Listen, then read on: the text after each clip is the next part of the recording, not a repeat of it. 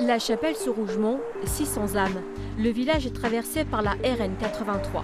D'un côté, à 15 km, on trouve Belfort, de l'autre, Mulhouse. C'est d'ailleurs dans ces deux grandes villes que la grande majorité des chapelons, le nom donné aux habitants, travaillent. Le bourg est doté d'une église réhabilitée à la fin du 19e siècle et d'une chapelle construite en 1880 par Marie-Adélaïde Griset pour son mari, malade. Ici, autrefois était implantée une fonderie et un atelier de fabrique de pompes à eau. Aujourd'hui, c'est une salle des fêtes. Une brasserie florissait à cette adresse. 3 générations s'y sont succédées. Mais faute de repreneur, elle a fermé ses portes en 1962. Le village tente de résister à la désertification.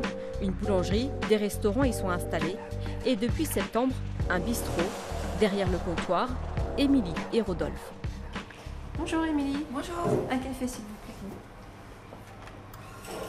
Alors, pourquoi ça s'appelle le comptoir de famille? Mes grands-parents avaient créé un restaurant. Mes parents donc, ont grandi dedans aussi et je suis née dedans. Donc je voulais garder le clin d'œil familial.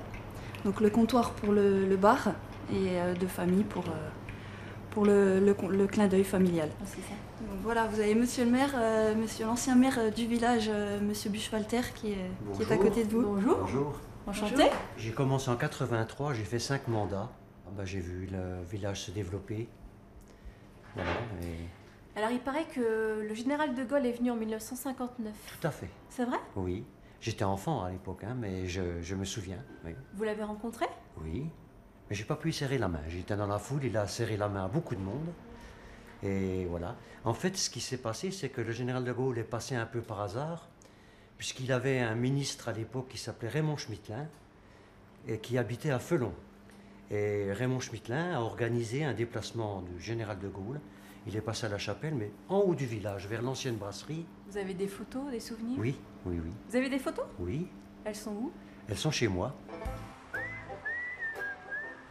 Vous montrez. Voilà. Alors, j'ai quelques photos. Il n'y en a pas tellement, mais bon. Voilà. Donc là, expliquez-nous. Ben là, c'est De Gaulle qui arrive à la chapelle. Il venait d'arriver. Et là, il serre la main de mon père. C'est votre père? Oui, c'est mon père. Alors ça, c'est Gérard Probst. Ma sœur, Martine. Alors, monsieur Baudroy, madame Baudroy, les instituteurs de la chapelle. Merci.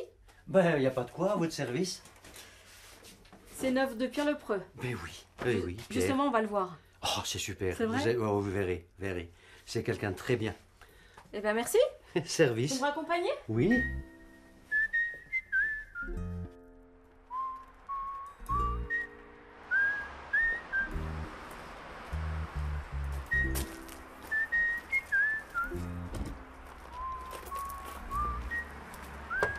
Ouais, Bonjour, Bonjour. Pierre. bonjour. Vous allez bien? Très bien. Et vous? Très bien. Ah non, c'est parfait. Il y a combien d'œuvres ici? J'ose pas vous le dire. Il y en a 100 à 150 par an. Ah oui, quand même. Alors comme ça fait quand même très très longtemps que je peins, Vous peignez depuis quand? depuis que j'ai l'âge de 4 ans. Et vous avez Mais- quel âge? Bon, j'ai 72 ans. On fait un petit tour? On fait un petit tour, je vous emmène. Merci. Vous travaillez sur un thème en particulier? Oui, mon thème principal c'est le passage. Passage de l'ombre à la lumière, passage de l'inerte au vivant, passage d'une rive à l'autre. Toujours une histoire de passage dans mon travail. Et puis, évidemment, mes couleurs aussi qui sont particulières. C'est-à-dire?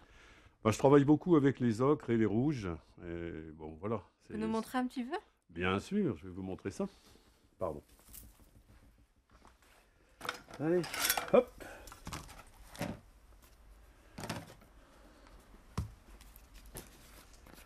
Eh bien, je travaille sur le minéral en ce moment. J'étais en Italie et il y avait des pierres qui étaient comme ça. Donc je vais travailler avec ça. Mais mes couleurs ne sont pas transformées, elles gardent leur authenticité. C'est ça qui est intéressant.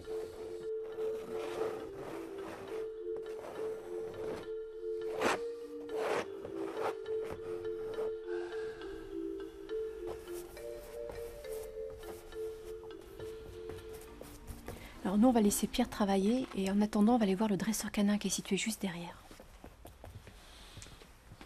Alors, une laisse, un collier. Chez le chien, il y a 2 états. Soit on est chef, on fait ce qu'on veut, quand on veut, où on veut. Soit on est subordonné. Ça veut dire qu'on n'a qu'une chose à faire, c'est ce que dit le chef. Il se trouve que je suis chef, alors je vais faire ma tambouille dans mon coin, et puis après je vais revenir vous voir, et puis vous me direz si vous avez vu du changement ou pas. Concentré.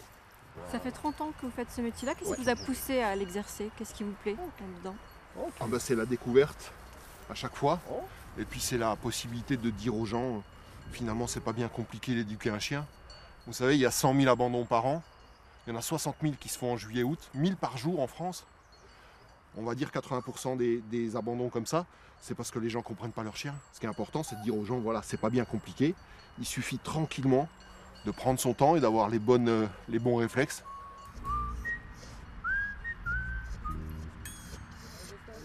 Voilà, ok. Je pense qu'en attendant de commander, on se retrouve la semaine prochaine pour un nouveau rendez-vous au bistrot. Tu commandes quoi? Ah, faux filet. Oui, tout le temps sans faux filet. Moi, je prends un truc léger.